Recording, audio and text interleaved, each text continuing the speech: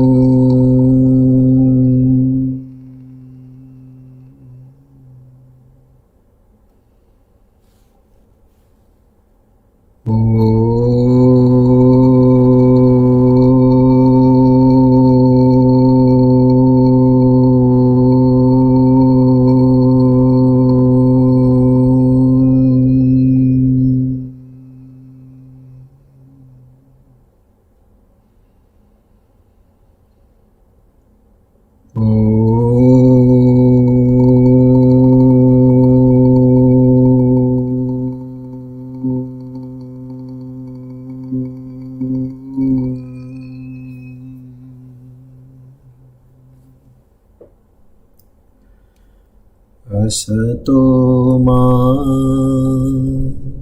sadgamaya tamaso ma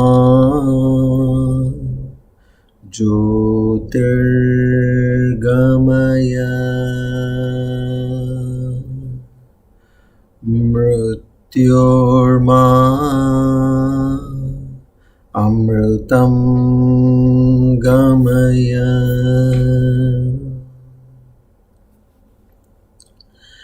Sahana vavatu sahano bhunaktu sahaviryam karavavahai tejasvinavadhitamastu ma vidvishavahai. Om Shanti Shanti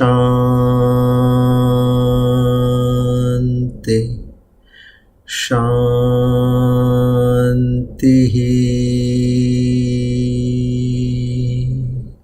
Hari Om Tat Sat. Shri Gurubhyo Namaha.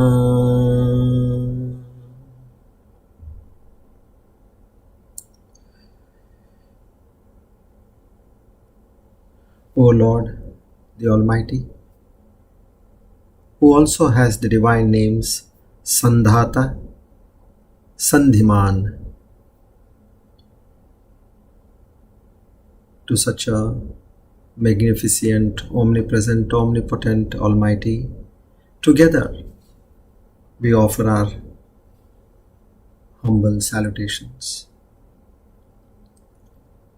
filled with devotion, faith, and complete surrender, prapatti, to seek His grace, His mercy, His blessings, His compassion, His love, His forgiveness, His strength, Shraddha, Bhakti, Jnana, and Vairagya.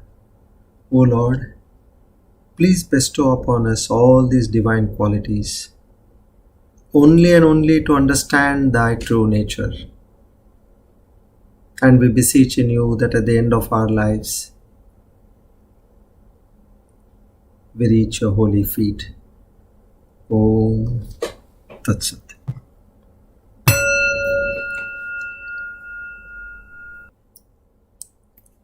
Today, we are on our Divine Discourse 258, the 18th of January 2022, Plavanama Samvatsar, Uttarayan, Hemantarutu, Pushyamas, Krishna Paksh, Prathama, Pashyami Nakshatra, Vishakamba Yoge, and Balavakarane. On this auspicious day of Tuesday, and the auspicious time of the evening, with complete trust and faith, we make a firm resolve in our minds that whatever is coming to us in our lives, by situation, incidents, circumstance, person, object, place, all this is only and only at the behest of the Almighty, with the sole purpose of uplifting my life from this ocean of births and deaths. To Him we completely surrender and accept everything as Thy blessing. Our humble salutations to the entire Guru Parampara. Om. Hari Om everybody, a very warm welcome to all of you. So today we will continue from where we had left last time, KSHETRAJNA VIBHAGA Yoga. During our last class we had studied verse number 20. We'll take a recap and then we'll move forward. I would like to give you a hint that these few shlokas what we are now studying are exactly where the Jivatva Bhava is situated. Meaning how we have got caught in this samsara. See, first to come out of anything, you should know where the problem lies, isn't it? So this will help us if we understand what we are trying to now study. If you understand this properly, then you will be out of the problem because you know the problem. Normally what happens is we don't know the problem. So when we don't know the problem, we just keep beating around the bush and we find no respite. So please pay attention, understand carefully, and if you all have any doubts, you're most welcome to get them clarified. Okay. So I'll quickly explain what we studied in the last verse. Verse number 20. Karya karana kartrutve hetuhu prakriti ruchyate purusha sukha dukkhanam bhoktrutve hetu ruchyate. You know what they say here is, this prakriti is the material energy which is responsible for both the cause and the effect. Meaning, what it does is,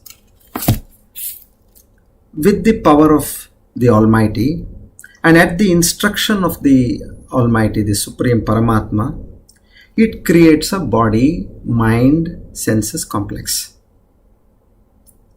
Now what it says is, I have created along with, which is Prakriti, which is primarily responsible, we also have the element of the Paramatma which is known as Purusha, because he is the sentient factor. Now when you say sentient factor, this sentient factor in us which is keeping us alive is known as the Chetana Shakti. And this entire universe is merged in the Chaitanya Shakti. So this particular terms you need to understand. Chaitanya Shakti is within which the entire universe, the Jada and the Chetana Vastu, all are prevailing in this Chaitanya Shakti. So even in a Jada Vastu you will see Chaitanya, but you may not see Chetana.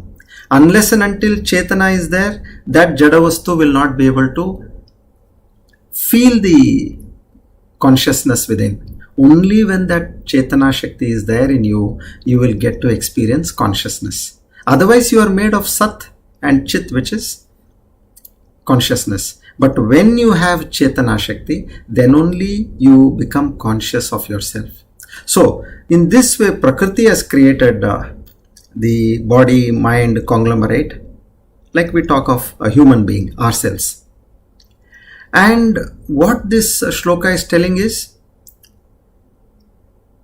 but in terms of who is experiencing misery, happiness in this body, mind and soul, here the Lord Krishna, he gives us a clear understanding that the one who is experiencing all this misery, happiness, joy, sorrow is none other than the Jiva. Now what is this Jiva? That is what exactly we are. I, you, everybody around, humans, what we see, we are that Jiva. What we have done? We have identified ourselves with this body, mind and soul. So in this way, it says, this Jiva, because of its identification, it has got caught in this samsara. Now this will be explained in much more detail. Now we'll go ahead to the verse in more detail. I'll once again give a little more understanding of this verse, and then we slowly move forward to the next verse. Okay, now verse number 21. See, sometimes you may not be able to get bit by bit. Don't worry. As you proceed, then when you put all the pieces together like a jigsaw piece, then you are able to get the real picture. So whatever you have understood till this point, grasp that and keep that knowledge in your mind. Okay. Now 21. Purusha prakritis tohi bhungte prakritijan gunan karanam gunasangosya sadasadyoni janmasu.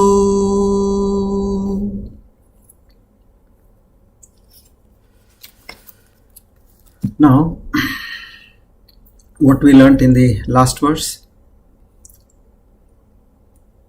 this entire creation Prakriti, that is Maya. Now, remember, Prakriti is that this Maya is completely Jada. Okay, this is one eye-opening factor for all of us. Maya is completely insentient. It is Jada. Now this has created the entire world. Okay, this meaning it has created the Samashti. Samashti means the entire universe. But the moment it created Vyashti, Vyashti is you single person, the individual, as what we talk as your body, mind, senses conglomerate, you are known as Vyashti. Like say for example, I myself, I am known as Vyashti. I am an individual being. And when you look at the entire universe, combine everybody, that is known as Samashti. So the body, mind, senses assemblage, which is a pack, as a Vyashti, it got the Deha, Indriya, Mano, Buddhi.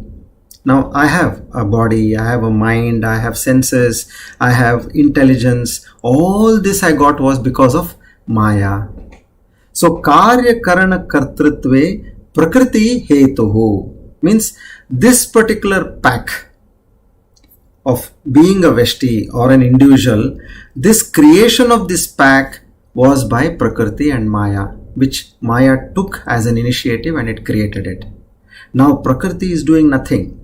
It has done its job and it has created Vyashti and it has left. Like as it has created you and me, it has done its job.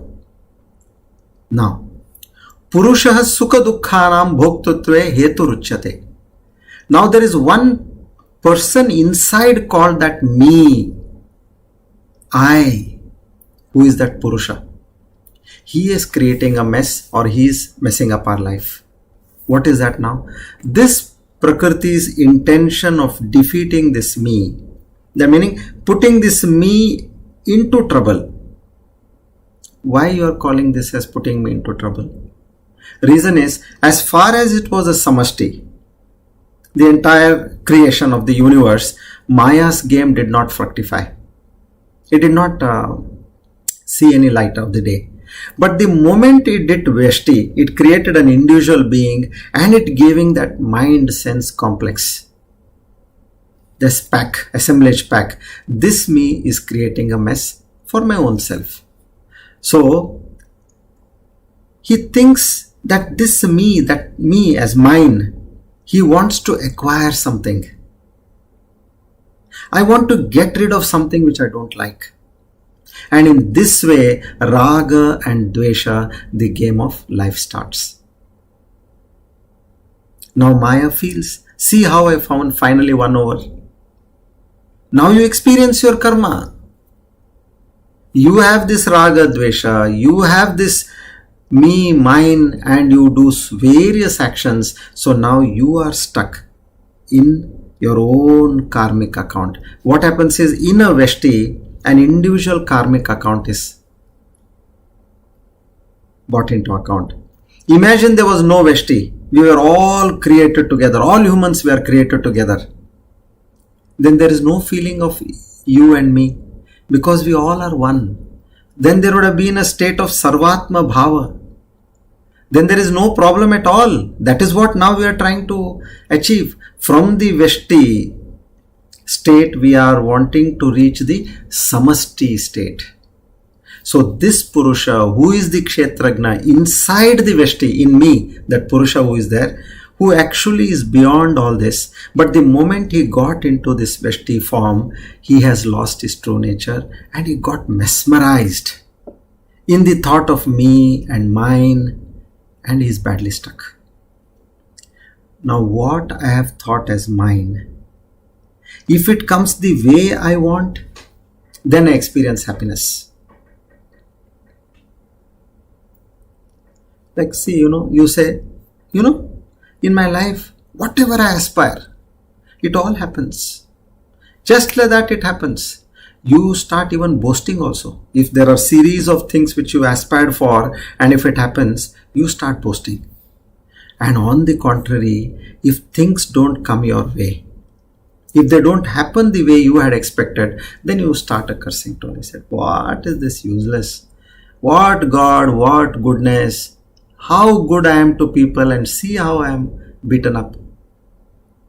So, you find that everything is a futile waste, and that causes that dukkha, sorrow. So if I desire, and if I get what I desire, it is sukham. And if I don't get what I desire, it is dukkham. So in Prakriti, in this creation of Prakriti, which is this Veshti form, one individual being with his own sense of limitation, there is Sukha and Dukkha. So therefore, Sukha Dukkhanam Purushaha Hetuhu Karya Karana Kartrutve Prakriti Hetuhu. So when Prakriti has done, it has created Karya Karana Sangata, and it is done with it. But all that I have messed up myself, and I am responsible for Sukha Dukkha, continuous. This whole wheel, all the time it is churning. Sukha Dukkha. Sometimes more Dukkha, less Sukha. Sometimes more Sukha, less Dukkha. But all the time you can't have only Sukha, or you can't have only Dukkha. You are going to have a combination of everything. So now you got Dukkha. Someone tells you, no. All these problems what you are facing is because you lack good deeds in your life. So why don't you do some punya karma? It will benefit you. It will really do good to you. This not happens. We consult astrologers, we go to pundits, and we ask them, see my problem. One after the other I am facing problem. So then they'll say, okay, do some dharma, do some charity, do some yajna, do some tapas in the sense of your take a vow and have some disciplines in life.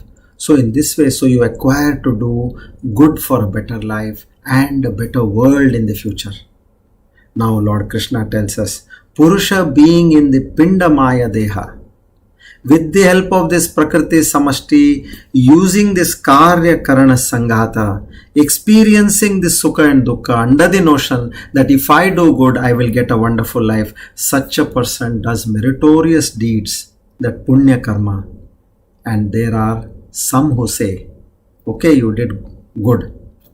Then some say, I don't understand all this Papa and Punya. I don't understand. Whether there is another life or not also, I don't understand. I have to lead a happy and sensuous life.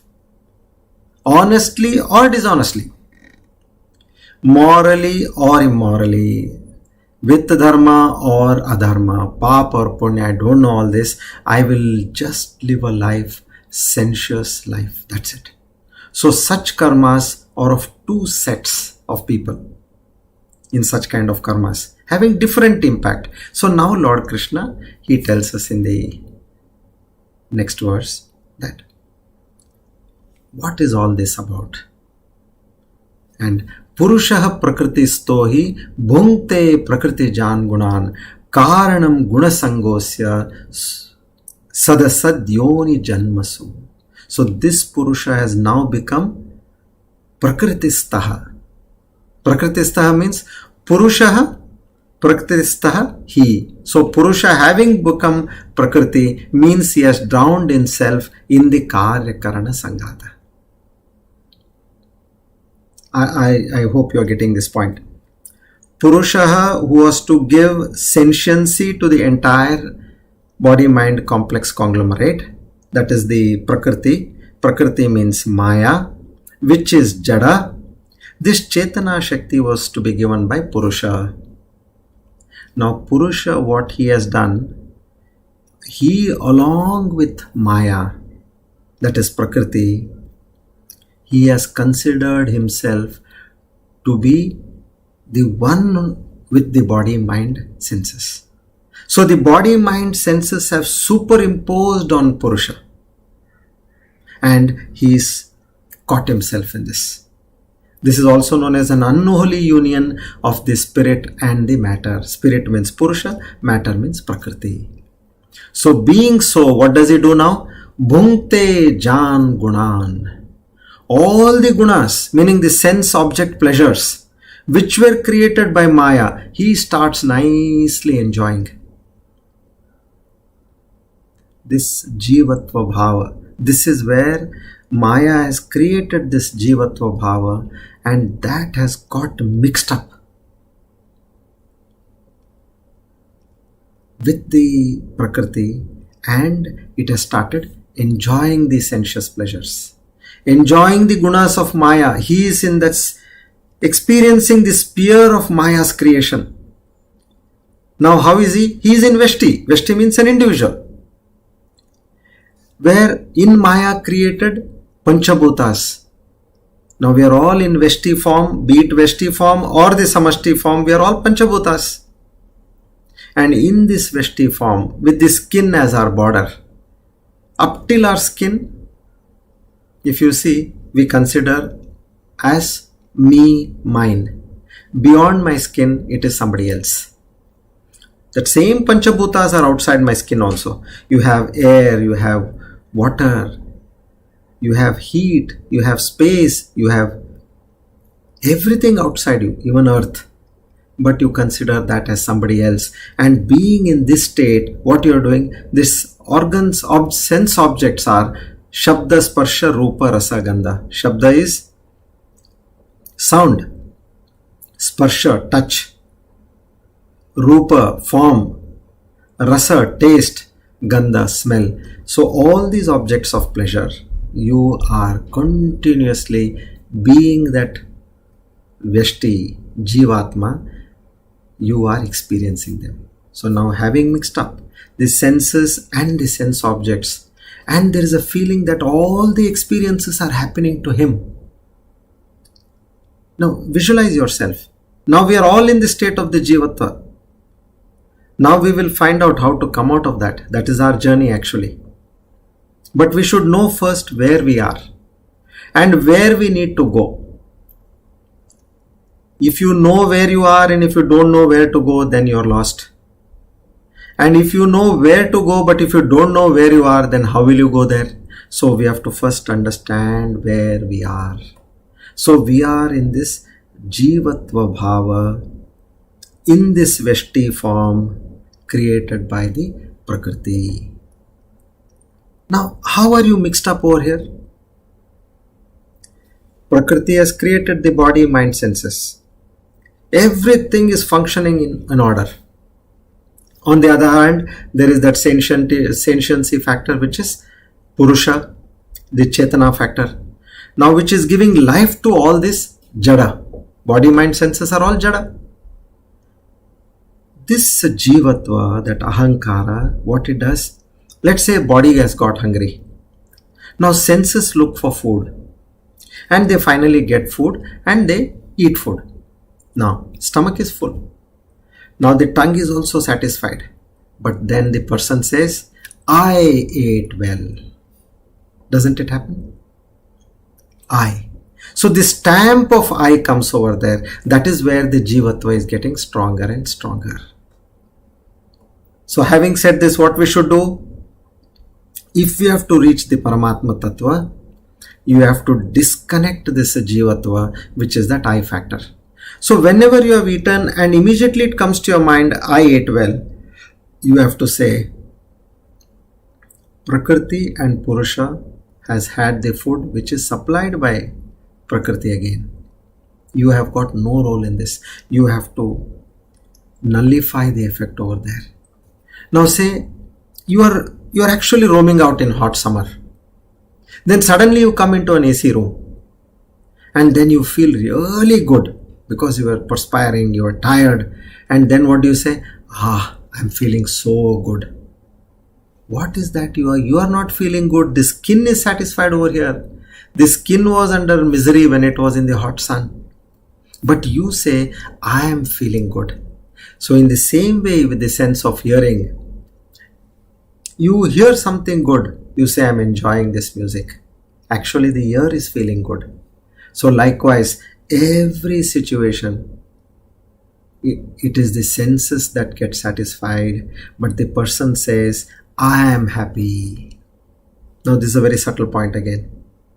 What are the 5 objects of senses? Shabda, Sparsha, Rupa, Rasa, Gandha. The sense of touch, hear, smell, see, taste. Now all these, when they get satisfied, the person, the Jivatva Bhava inside the Ahankara says, I am satisfied. I am happy. I am sad. Actually, if that I is satisfied once, it will not ask again. But since it is not truly satisfied, why? Because that I, which is the true I we are talking, that inside, who is that true I? That Purusha, who has got into an unholy wedlock with the Prakriti, mixed up with the Prakriti. Now, if it was he himself alone as the Chetana Shakti, he would not say, I am satisfied. Reason is, it is the senses which are satisfied and not that Atman within you which is satisfied. Now what's happening? Although I am getting, but still why I am not satisfied? If you see, we eat, we drink, we taste, we hear, we see, but still you want to see again and again, you want to eat again and again, you want to hear again and again, you want to feel again and again. I am not getting the result or effect. It is because it's not for me. It is going only to the senses. So, from the sense objects, now what is this? Janma, what we call sense asking and he giving to please the senses. Like example for a child. Now when you take a child in the market, the child starts weeping. Mummy, mummy, mummy, I want a chocolate, it says. Then you know chocolate is not good. Already the teeth are going bad, but you still buy a chocolate. Because the child is howling there. Then after eating the chocolate, then again it says, mummy, mummy, mummy, I want a cake. It sees a cake and it says, I want a cake. Then again it sees an ice cream and it starts shouting, I want an ice cream. And then a toy. And now you are satisfying the child every time it asks for something. And what you say? I'm happy. The moment the child is given that ice cream or the chocolate or the cake and it is eating, you say, oh, thank God, I'm happy. Why? Because you feel happy when the child is happy.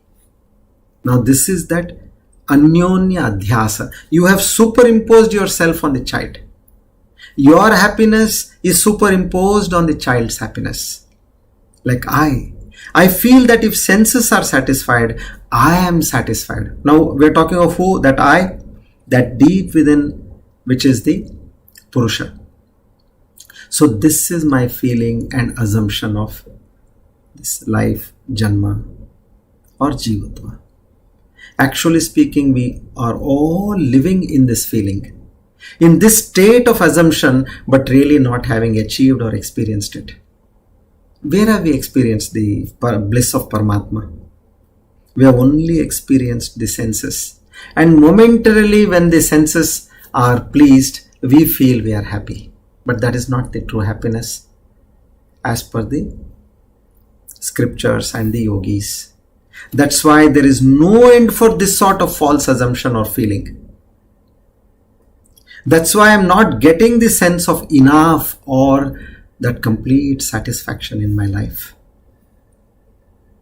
So this sort of wrong understanding gives us a feeling that I am happy, I am sad, I am satisfied, and we are getting trapped deeper and deeper. Purusha prakriti stohi bhungte prakriti jangunan karanam gunasangosya sadasad yoni janmasu. So there, by this jiva thinks, I have got all this in this janma. If I do much better, I will get a better life. Now where is the cause responsible for the next birth? Definitely not God. Who is responsible for this birth? Definitely not God. So for your next birth, you yourself is responsible. You are sowing the seeds for the next janma through your karma, what you are doing now. So therefore Lord Krishna says, Karanam gunasanga asya. Because of the association with the gunas, gunas means the objects of senses, Shabda, Sparsha, Rupa, Rasa, Gandha. This person, with the help of the Karya Karana Sangata, Karya Karana Sangata means the mind, body, senses assemblage, and with the objects of the senses, which are Shabda, Sparsha, Rupa, Rasa, Gandha, the Vishaya Guna, Sadasad Yoni Janmasu. So this Janma is the Hetu, it is the cause for future lives. Birth of the soul in good or evil wombs. We are doing that. We do not know. We think we are this jiva. We do not know who is the creator and we do not know who has been created. We are just going by the instincts. So Maya Shakti, having created this individual Veshti as a jiva, it has succeeded. Law of karma is there and you are stuck. Now, as this is also told in chapter 15, the third and the fourth verse, Asanga shastrena dridena chitva. This is verse 3. Tatpadam tatpari margitavyam. Yasmin gata nanivartanti bhuya. So he says, as far as you are in the association with your senses and sense objects, take it in writing that you are in the cycle of birth and death. Sangha. Sangha means company. Is more impactful than our karma. So to get out of this cycle, asanga shastrena, with the acts of dispassion. Take the acts of dispassion. Dridena chitva, which is firmly rooted. Tatpadam tat parimargitavyam. Detach from these senses and sense object pleasures and attach yourself to the Supreme. See, there is no free lunch, as we all know. So even if you want the highest, which is the Paramatma, who has created this universe, imagine what a kind of discipline one needs to have. You have to pay a price to get something.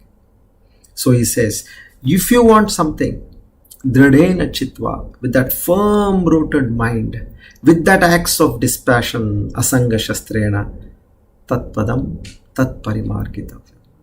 You detach from the senses and the sense pleasure objects, and you will automatically get attached to the Supreme Paramatma. You say, I want to go to Europe. Yes, good idea. But you have to buy a ticket for that. You just can't go. In the same way, if you say, I want moksha, how will you get moksha? You have to pay a price for that. So taking it forward, Lord Krishna says, who is this who has messed up with my life? With the senses and sense objects, not knowing who is in the true sense and has remained a confused person. That is what we all are. Like for example, what is our true nature? Let's take a simile. You are like a pearl in a shell. Now, the pearl in a shell will remain a shell unless until a person who gets into the water. He dives deep into the water and there he notices a pearl. He notices a shell. He picks up that shell. He brings it out. And he properly washes it, and he takes it to a jeweler, and the jeweler finally opens it up and he cleans the pearl, and there it is ready. So in the same way, you have to dive deep into yourself. Grasp the right knowledge. Assimilate that knowledge in your mind. Meditate on that. Meditation is like that polishing. Meditate on that knowledge. Allow that to soak in your mind. And there you emerge as a pearl. In everybody's heart, there is this pearl. But what we need to do is, we need to dive deep and work towards bringing this pearl out. So if a jiva which has come into association with the senses, not knowing its true nature, to save their jiva and to make us understand this true nature of this jivatva. Now the Lord explains in the next verse. He says, what do you think of your life? You are nobody in this. Why have you unnecessarily say that you are doing everything? You don't have the control of even taking your next breath. You don't have the control of even holding this breath beyond a point of time. And why are you unnecessarily taking all this credit to yourself? So, in this way, one has to get that clear understanding. Now, these are the very important tips. I am not anybody in this entire system. This body, mind, senses, whatever you can see, the world, people around, everybody are nothing but a creation of Prakriti, who are enlivened by Purusha, the Chetana Shakti. And whatever is happening in my life is happening at the behest of the Lord. Don't you see? Most of what is happening in your entire system is without your knowledge. In the same way, whenever you feel you are doing something, just offer it at the lotus feet of the Lord and say, I am not doing this. It is the Lord in me who is doing this. Just get that feeling in your mind. Every time you start doing this, you are coming out of the Jivatva Bhava. This is the key to moksha and mukti, self-realization. and where it has to be done.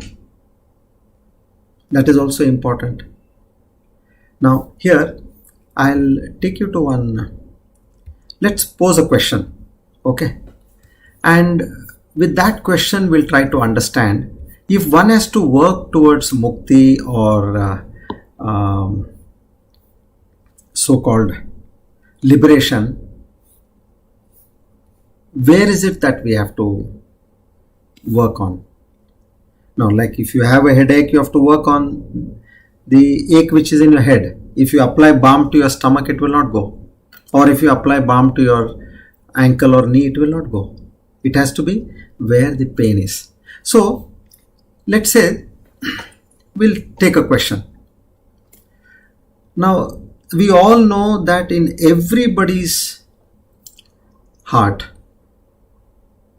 there is one Satchidananda Paramatma. This is all what we know, right? So the Paramatma situated in each and everybody's body and mind, who is there? If somebody gets liberated, we also know that it is not that the body and mind is getting liberated.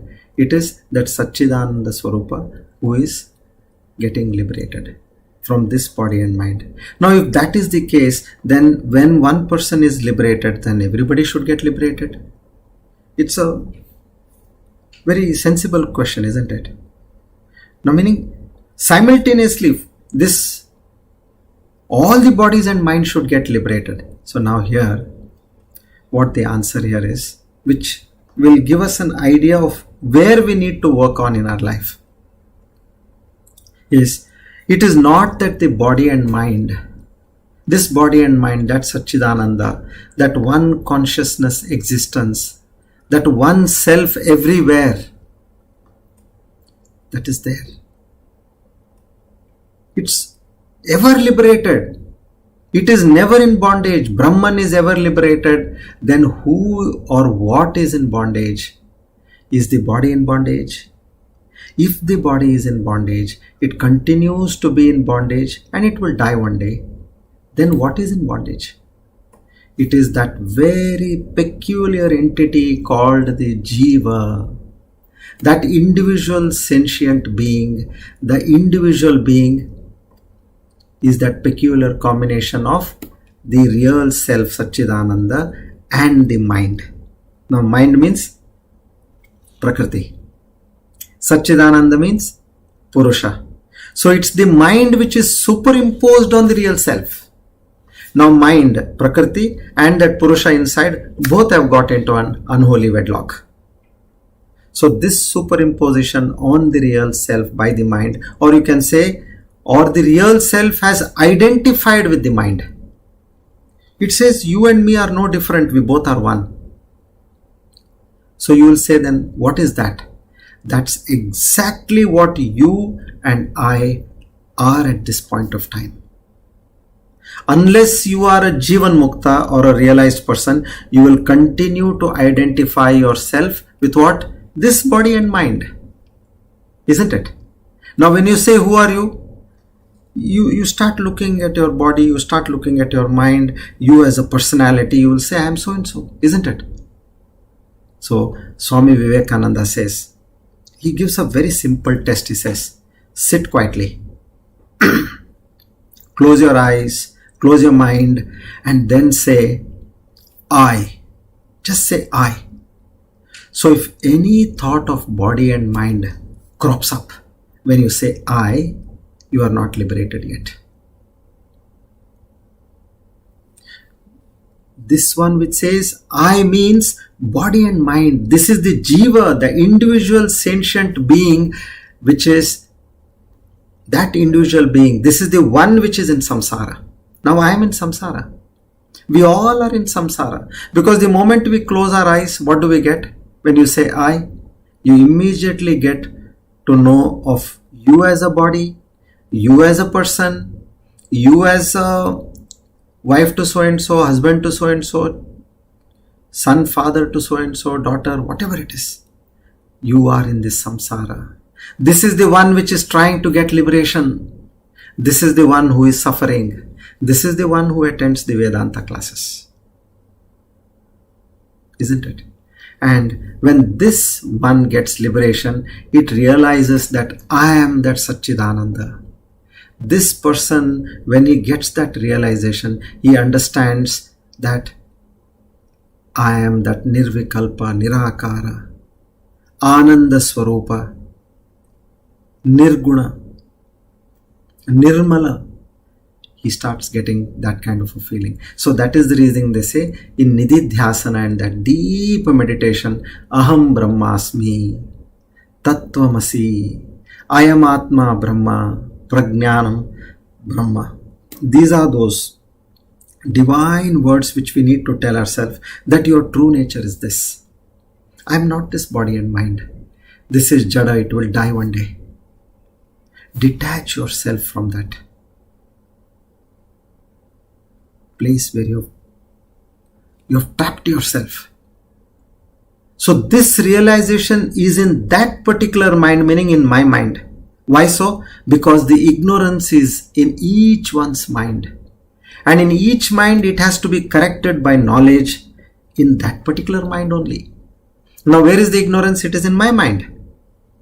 It is in your mind.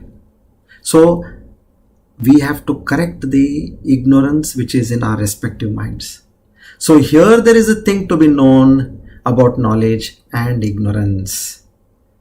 There is a rule for this. If knowledge is to remove ignorance, knowledge and ignorance must share the same locus and object. It's not that difficult as it sounds. It sounds frightfully philosophical, but it's not. It's simple. What is the meaning of locus? Place. What is the meaning of object? Regarding what? So what it means is, if knowledge is to remove ignorance, then that knowledge must be where the ignorance is to. Where the ignorance is. And the second one is, it must be knowledge about what the ignorance is. Say that you are ignorant about something. If you say, I am ignorant, we say it's good for you, ignorance is bliss. Of course, pun intended over here. But what are you ignorant about? They'll ask you, what are you ignorant about? Ignorance means I do not know. Immediately if you say I do not know, the question will be, what is that which you do not know? That is the object of ignorance.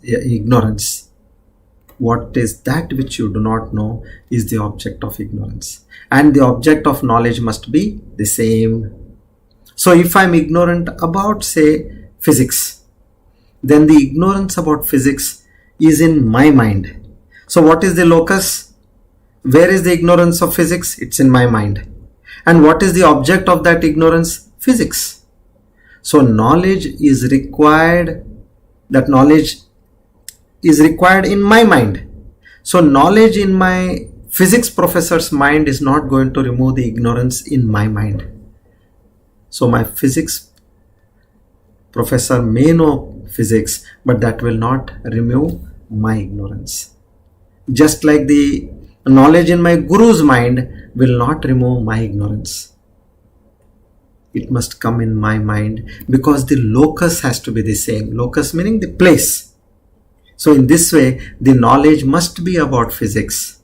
And if my ignorance is about physics, knowledge must also be about physics.